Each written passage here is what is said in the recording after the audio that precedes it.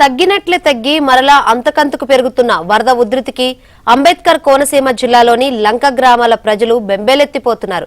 ఎడతెరిపి లేకుండా కురుస్తున్న వర్షాలకు గురుజపు లంక, కూనలంకతో పాటు పలు గ్రామాలు నీట మునిగాయి. ఇళ్లలోకి వరద నీరు చేరడంతో లంక వాసులు తీవ్ర ఇబ్బందులు పడుతున్నారు. మరోవైపు వారం రోజులు కురుస్తున్న వర్షాలకు కూరగాయల పంటలన్నీ పూర్తిగా దెబ్బతిన్నాయని రైతులు ఆవేదన వ్యక్తం చేస్తున్నారు.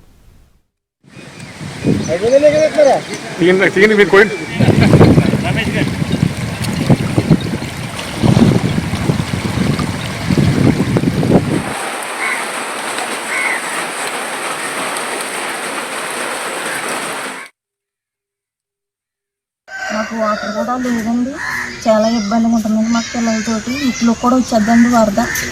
మాకు చాలా ఇబ్బందిగా ఉంటుందండి. ఎటేళ్లలో కూడా తెలియలేదండి. మాకు ఇప్పుడు వరకు కూడా ఎవరు వచ్చేది లేదు, చూసేది లేదండి. మమ్మల్ని మరి మేము అలాగే ఉంటున్నామండి. బయటకు వెళ్ళుకుంటున్నాం. మాకు వరల్లు బయటకు వెళ్ళి ఏదో తెస్తున్నారండి. మరి ఊరికే అలా కాపుకి వచ్చి రావటం కోతకు వచ్చిన తర్వాత గోదావరి అకాలంగా వచ్చి మునిగిపోయింది.